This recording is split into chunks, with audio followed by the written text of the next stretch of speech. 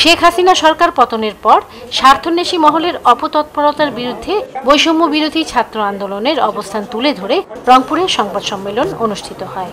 রোববার রাতে নগরীর একটি কমিউনিটি সেন্টার মিলনায়তনে স্বার্থন্বেষী মহলের মামলা বাণিজ্যকে রুখে দেওয়ার কথা জানান সমন্বয়করা।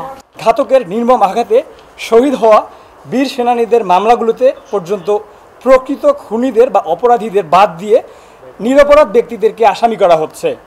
ছাত্র জনতার এই আন্দোলনকে কতিপয় স্বার্থান্বেষী ব্যক্তি অপরাজনীতির হাতিয়ার হিসেবে ব্যবহার করছে।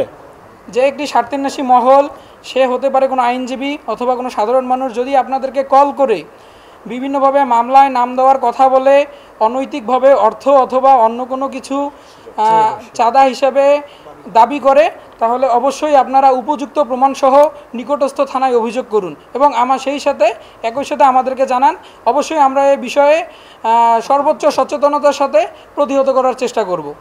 এক অংশ আইনজীবী বিভিন্ন ফোন কলের মাধ্যমে অর্থ ও সুপারিশ প্রক্রিয়া চালাচ্ছে বলে আমরা জেনেছি। আইনজীবী সংগঠনগুলোর দৃষ্টি আকর্ষণ করছি, তারা উদ্ভূত পরিস্থিতি দ্রুত নিরসনের উপায় বের করে যথাযথ ব্যবস্থা নেবেন। সম্প্রতি রংপুরের 10টিরও বেশি শিক্ষা প্রতিষ্ঠানে দুর্নীতির অভিযোগ এনে অধ্যক্ষকে জোর করে পদত্যাগ করানোর ঘটনা ঘটেছে। এমন বেআইনি কাজের সাথে বৈষম্য বিরোধী ছাত্র আন্দোলন জড়িত নয় বলে জানান সমন্বয়করা। যদি কোনো শিক্ষা প্রতিষ্ঠানের কোনো ব্যক্তি, কোনো গোষ্ঠী যদি কোনো অন্যায়, কোনো অবৈধ কাজ করে, সেটার শাস্তি বা সেটার বিরুদ্ধে কথা বলার অধিকার সবারই আছে। সাধারণ শিক্ষার্থী থেকে শুরু করে জনগণের সকলের আছে। সেক্ষেত্রে আমরা সাধারণ শিক্ষার্থীর অনুরোধ করব, তারা যেন আইনি প্রক্রিয়ার মাধ্যমে ব্যাপারগুলো সমাধানে আসে।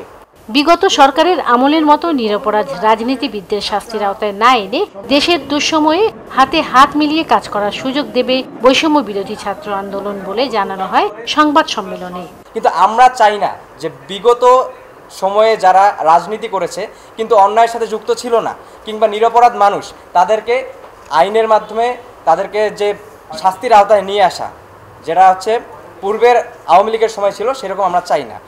কোনো ছাত্রলীগ সে যদি সরাসরি কোনো প্রত্যক্ষভাবে অন্যায়ের সাথে জড়িত না থাকে, সেও যদি আমাদের সাথে এসে বর্ণাঢ্য মানুষকে সাহায্য করতে চায়, আমরা তাকেও বাধা দিব না। তার বিচার অবশ্যই হবে। আমরা যদি কনস্টিটিউশনের বাইরে গিয়ে পূর্ববর্তী দোষকদের মতোই কাজ করি যে এখনই বিচার করতে হবে আউট অফ দ্য ল, তাহলে এখন আমাদের একসাথে থাকতে হবে। নিরপরাধ মানুষদের হয়রানি ও বেআইনি কার্যক্রম থেকে সকলকে বিরত থাকার আহ্বান জানিয়েছেন বৈষম্য বিরোধী ছাত্র আন্দোলনের সমন্বয়করা। রংপুর থেকে মেরিনা লাভলি, চ্যানেল আই।